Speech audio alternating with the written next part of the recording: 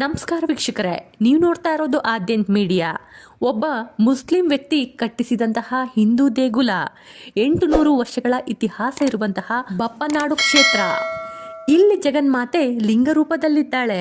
ಈ ಸ್ಥಳದ ಮಹತ್ವ, ವಿವರಣೆ ಎಲ್ಲವನ್ನ ಕೊಡ್ತೀನಿ.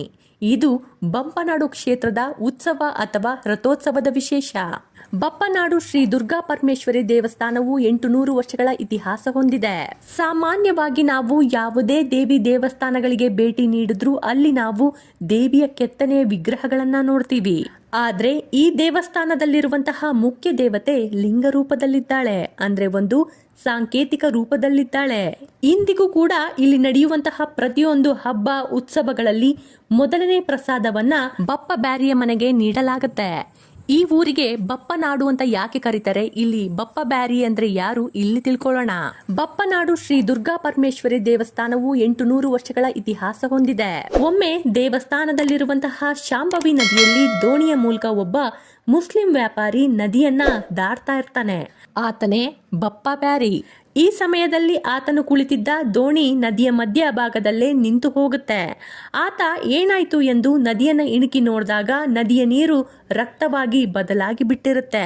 ಇದರಿಂದ ಗಾಬರಿಗೊಂಡಂತಹ ಬಪ್ಪ ಒಂದು ನಿಮಿಷ ದಂಗಾಗಿ ಹೋಗ್ತಾನೆ. ಆಗ ಅವನಿಗೊಂದು ಆಕಾಶವಾಣಿ ಕೇಳುತ್ತೆ. ಆಗ ಆಕಾಶಧ್ವನಿ, ನದಿಯ ದಡದಲ್ಲಿ ಮೂಲ್ಕಿಯ ರಾಜರಿಂದ ಒಂದು ದೇವಸ್ಥಾನ ನಿರ್ಮಾಣವಾಗಬೇಕು ಹಾಗೂ ಬೈಲ ಉಡುಪರೆ ಇಲ್ಲಿನ ಅರ್ಚಕರಾಗಬೇಕು ಎಂದು ಹೇಳುತ್ತೆ.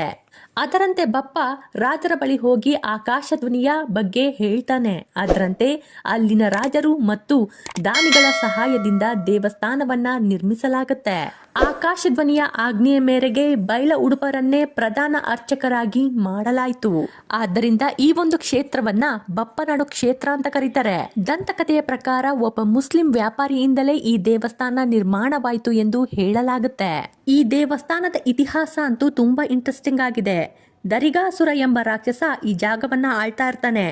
ಬ್ರಹ್ಮದೇವನನ್ನ ಪೂಜಿಸಿ ಆತ ವರವನ್ನ ಪಡ್ಕೊಂಡು ವಿಷ್ಣು ಮತ್ತು ಇತರೆ ದೇವತೆಗಳಲ್ಲಿರುವಂತಹ ಆಯುಧಗಳನ್ನ ತೆಗೆದುಕೊಂಡು ಬಂದು ತನ್ನ ಪತ್ನಿಯ ಬಳಿ ಜೋಪಾನವಾಗಿ ಇಡಲು ಹೇಳ್ತಾನೆ.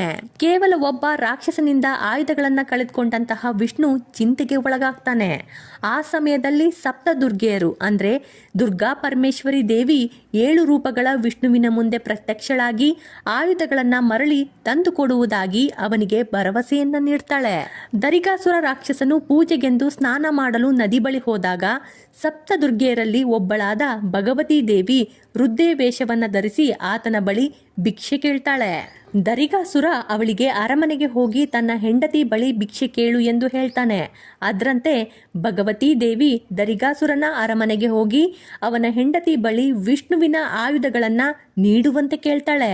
ಇದಕ್ಕೆ ದರಿಗಾಸುರನ ಹೆಂಡತಿ ಒಪ್ಪೋದಿಲ್ಲ. ಆಗ ಭಗವತಿ ದರಿಗಾಸುರನ ಬಳಿ ಬಂದು ನಿನ್ನ ಹೆಂಡತಿ ತನಗೆ ಊಟ ಕೊಡಲು ಸಿದ್ಧವಿಲ್ಲ ಎಂದು ಸುಳ್ಳು ಹೇಳ್ತಾಳೆ. ದರಿಗಾಸುರ ತನ್ನ ಪತ್ನಿಗೆ ಭಗವತಿಗೆ ಬೇಕಾದನ್ನ ಕೊಡುವಂತೆ ಆಜ್ಞೆ ಮಾಡಿದಾಗ ದರಿಗಾಸುರನ ಪತ್ನಿ ವಿಷ್ಣುವಿನ ಆಯುಧಗಳನ್ನ ಭಗವತಿಗೆ ಕೊಟ್ಟಳು. ಭಗವತಿಯಿಂದ ಮೋಸ ಹೋದದನ್ನ ತಿಳ್ಕೊಂಡಂತಹ ದರಿಗಾಸುರನು ಕೋಪಗೊಂಡು ಸಪ್ತ ದುರ್ಗೆಯರ ಮೇಲೆ ಯುದ್ಧಕ್ಕೆ ಹೋಗ್ತಾನೆ. ಯುದ್ಧದಲ್ಲಿ ತಾನು ಸೋಲುತ್ತಿರೋದನ್ನ ಕಂಡು ದರಿಗಾಸುರ ದೇವತೆಯರಿಂದ ತಪ್ಪಿಸ್ಕೊಂಡು ಪಾತಾಳ ಲೋಕದಲ್ಲಿ ಅಡಗಿ ಕುತ್ಕೋತಾನೆ. ಭಗವತಿ ದೇವಿಯು ಭದ್ರಕಾಳಿಯ ರೂಪವನ್ನ ತಾಳಿ ಅವನ ಹುಡುಕಾಟವನ್ನ ಆರಂಭಿಸ್ತಾಳೆ. ಸಂಜೆ ಹೊತ್ತಲ್ಲಿ ದರಿಗಾಸುರ ಶಿವನಿಗೆ ಪೂಜೆ ಸಲ್ಲಿಸಲು ಬಂದಾಗ ಭದ್ರಕಾಳಿಯಾದಂತಹ ಮಾತೆ ಆತನನ್ನ ಸಂಹಾರ ಮಾಡ್ತಾಳೆ. ಬಳಿಕ ವಿಷ್ಣುವಿನ ಬಳಿ ಬಂದು ಹೋಗಿ ತಾನು ಭೂಲೋಕದಲ್ಲಿ ಜನರ ಒಳಿತಿಗಾಗಿ ನೆಲೆಸಬೇಕು, ಇದಕ್ಕಾಗಿ ನಾನು ಭೂಲೋಕಕ್ಕೆ ಸಂಚಾರ ಮಾಡಲು ಗಂಧದ ದೋಣಿಯ ಅವಶ್ಯಕತೆ ಇದೆ ಎಂದು ಹೇಳ್ತಾಳೆ. ಆಗ ವಿಷ್ಣುವು ಆಕೆಗೆಂದೇ ದೋಣಿ ತಯಾರಿಸಲು ವೈಕುಂಠದಿಂದ ಶ್ರೀಗಂಧದ ಮರವನ್ನ ನೀಡ್ತಾನೆ. ಅದರಂತೆ ಸಪ್ತ ದುರ್ಗೆಯರು ದೋಣಿಯನ್ನ ಮಾಡಿಕೊಂಡು ಪ್ರಯಾಣ ಆರಂಭ ಮಾಡ್ತಾರೆ. ದೋಣಿ ಭೂಲೋಕಕ್ಕೆ ಬಂದು ಭಾರತದ ದಕ್ಷಿಣ ಕರಾವಳಿ ಭಾಗದಲ್ಲಿ ನೆಲೆಸಿ ನಂತರ ಭಗವತಿ ಒಬ್ಬ ಕೆಳ ಜಾತಿಯ ಭಕ್ತನಿಂದ ಎಳನೀರು ಕುಡಿದು ನಂತರ ಗಡಿಯಲ್ಲಿ ಶಾಂಭವಿ ಮತ್ತು ನಂದಿನಿ ನದಿಯ ಸಂಗಮ ಬಿಂದುವಿನಲ್ಲಿ ದೇವಿ ದುರ್ಗಾ ಪರಮೇಶ್ವರಿ ರೂಪದಲ್ಲಿ ಪ್ರತ್ಯಕ್ಷಳಾಗ್ತಾಳೆ. ಈ ರೀತಿಯಾಗಿ ಶಾಂಭವಿ ನದಿಯ ದಡದ ಮೇಲೆ ದುರ್ಗಾ ಪರಮೇಶ್ವರಿ ನೆಲೆಸಿದಳಂತೆ. ಹಾಗಾಗಿ ಇಲ್ಲಿ ಭಕ್ತರು ದೇವಿಯ ಮೇಲೆ ಭಕ್ತಿಗೂ ಹೆಚ್ಚಾಗಿ ಭಯದಿಂದ ಭೇಟಿ ನೀಡ್ತಾರೆ. ದೇವಿಯ ದರ್ಶನವನ್ನ ಮಾಡೋದ್ರಿಂದ ಭಕ್ತರ ಸಕಲ ಕಷ್ಟಗಳು ಪರಿಹಾರ ಆಗುತ್ತೆ ಎಂಬ ನಂಬಿಕೆ ಇದೆ. ಈ ಬಂಪಾನಾಡಿನ ದುರ್ಗಾ ಪರಮೇಶ್ವರಿಗೆ ಮಲ್ಲಿಗೆ ಹೂವಂದ್ರೆ ತುಂಬಾ ಇಷ್ಟವಂತೆ. ದುರ್ಗೆಯ ಶಯನೋತ್ಸವಕ್ಕೆ ಚೆಂಡು ಮಲ್ಲಿಗೆ ಸೇವೆ ನೀಡೋದು ಅನಾದಿ ಕಾಲದಿಂದಲೂ ನಡ್ಕೊಂಡು ಬಂದಂತಹ ಪದ್ಧತಿ.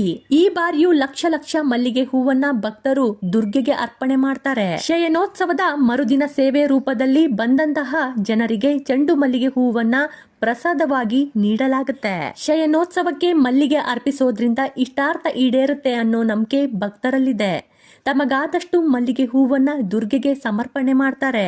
ಬಪ್ಪನಾಡು ದೇವಾಲಯದ ಡೋಲು ಜಾತ್ರೆ ತುಳುನಾಡಿನ 7 ಪ್ರಮುಖ ಜಾತ್ರೆಗಳಲ್ಲಿ ಒಂದು. ಈ ಜಾತ್ರೆಯಲ್ಲಿ ಪ್ರಮುಖ ಆಕರ್ಷಣೆ ಅಂದ್ರೆ ಬಪ್ಪನಾಡು ಡೋಲು ಅಂದ್ರೆ ದೊಡ್ಡ ಡ್ರಮ್ ಬಾರಿಸಲಾಗುತ್ತೆ. ಜಾತ್ರೆ ಸಮಯದಲ್ಲಿ ಮೊಳಗುವಂತಹ ಬಪ್ಪನಾಡು ಡೋಲು ಇಡೀ ಕರ್ನಾಟಕದಲ್ಲಿ ಪ್ರಸಿದ್ಧವಾಗಿದೆ.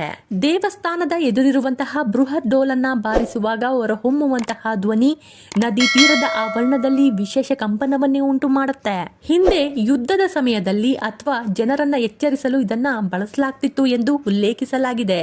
ಈಗ ಇದು ಉತ್ಸವದ ಅಗತ್ಯತೆಗೆ ಭಾಗವಾಗಿದೆ. ಇಲ್ಲಿ ದೇವಿಯನ್ನ ಪಂಚಲಿಂಗಗಳ ರೂಪದಲ್ಲಿ ಆರಾಧನೆ ಮಾಡಲಾಗ್ತಾ ಇದೆ. ಮೂಲದುರ್ಗ, ಅಗ್ನಿದುರ್ಗ, ಜಲದುರ್ಗ, ವನದುರ್ಗ ಮತ್ತು ಅಗ್ರದುರ್ಗ. ಇನ್ನೊಂದು ವಿಷಯ ನಿಮಗೆ ಆಶ್ಚರ್ಯ ಆಗುತ್ತೆ. ಇಲ್ಲಿ ಕೊಡುವಂತಹ ಚೆಂಡು ಮಲ್ಲಿಗೆ ಹೂವನ್ನ ಬಹಳಷ್ಟು ಕ್ರಿಶ್ಚಿಯನ್ ಭಕ್ತರೇ ಅರ್ಪಣೆ ಮಾಡ್ತಾರಂತೆ. ಹಿಂದೂ ಮತ್ತು ಮುಸ್ಲಿಂ ಕ್ರಿಶ್ಚಿಯನ್ ಸಮುದಾಯದವರು ಒಟ್ಟಾಗಿ ಸೇರಿ ಆಚರಿಸುವ ಸಂಪ್ರದಾಯಗಳು ಇಲ್ಲಿನ ವಿಶೇಷವಾಗಿವೆ. ದೇವಸ್ಥಾನದ ಮುಖ್ಯ ಗರ್ಭಗುಡಿಯನ್ನ 14ನೇ ಶತಮಾನದ ವಾಸ್ತುಶಿಲ್ಪ ಶಿಲೆಯಿಂದ ನಿರ್ಮಿಸಲಾಗಿದೆ. ಇಲ್ಲಿ ಕ್ರಿಸ್ತಶಕ 1141ರಷ್ಟು ಹಳೆಯದಾದ ಶಾಸನಗಳನ್ನ ನಾವು ನೋಡಬಹುದು. ಕೇರಳ ಮತ್ತು ಕರಾವಳಿಯ ಶೈಲಿಯ ಸುಂದರ ಕೆತ್ತನೆ ಇರುವಂತಹ ಗರ್ಭಗುಡಿ ಇದಾಗಿದೆ. ಇಲ್ಲಿ ವಾರ್ಷಿಕ ರಥೋತ್ಸವ 7 ರಿಂದ 8 ದಿನಗಳ ಕಾಲ ನಡೆಯುತ್ತೆ. ಮೀನ ಮಾಸದ ಶುದ್ಧ ಚತುರ್ದಶಿಯಂದು ಧ್ವಜಾರೋಹಣದೊಂದಿಗೆ ಆರಂಭವಾಗಿ ತೆರೆ ದೀಪೋತ್ಸವ, ಶಯನೋತ್ಸವ ಮತ್ತು ರಥೋತ್ಸವದೊಂದಿಗೆ ಮುಕ್ತವಾಗುತ್ತೆ. ಈ ಕ್ಷೇತ್ರವು 5 ರಥಗಳನ್ನು ಹೊಂದಿದೆ. ಅದರಲ್ಲಿ ಬ್ರಹ್ಮ ರಥವು ಅತ್ಯಂತ ದೊಡ್ಡದು, ಅತ್ಯಂತ ಆಕರ್ಷಕ ಕೆತ್ತನೆಯನ್ನ ಹೊಂದಿದೆ. ಉತ್ಸವದ ಸಮಯದಲ್ಲಿ ಬಳಸುವ ಒಂದು ಸಣ್ಣ ರಥದಲ್ಲಿ ಗೊಂಬೆ ರಥ ಅಂತ ಕರೀತಾರೆ. ಅದನ್ನ ಮುಸ್ಲಿಂ ವ್ಯಕ್ತಿಯು ಆತನ ಆಕೃತಿಯನ್ನ ಅಲ್ಲಿ ನಾವು ನೋಡಬಹುದು. ಇದು ಬಂಪಾ ಬ್ಯಾರಿಯ ನೆನಪಿಗಾಗಿ ಇರಿಸಲಾಗಿದೆ. ನನ್ನ ವಿಡಿಯೋಗಳು ನಿಮಗೆ ಇಷ್ಟ ಆಗ್ತಾ ಇದ್ರೆ ಲೈಕ್ ಮಾಡಿ, ಶೇರ್ ಮಾಡಿ. ನನ್ನ ವಿಡಿಯೋಗಳಿಗೆ ನಿಮ್ಮ ಸಪೋರ್ಟ್ ಬೇಕೇ ಬೇಕು. ಧನ್ಯವಾದಗಳು.